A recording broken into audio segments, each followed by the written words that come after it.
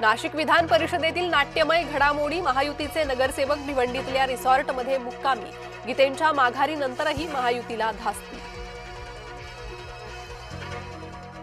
माघारीसाठी Girish महाजनांनीच phone केला, जळगावचे अपक्ष उमेदवार अनिल चौधरींचा गौप्यस्फोट, मंत्री गुलाबराव पाटील मदत करणार असल्याचाही केला दावा।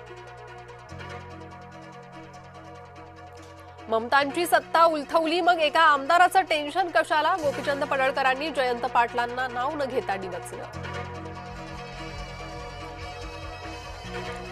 नागपुरातील संविधान चौकात 16 जूनला कॉकरोच जनता पार्टीचं आंदोलन, नीट पेपर लीक, बेरोजगारी, शिक्षण व्यवस्थेतील प्रश्नांवर उठवणार आवाज।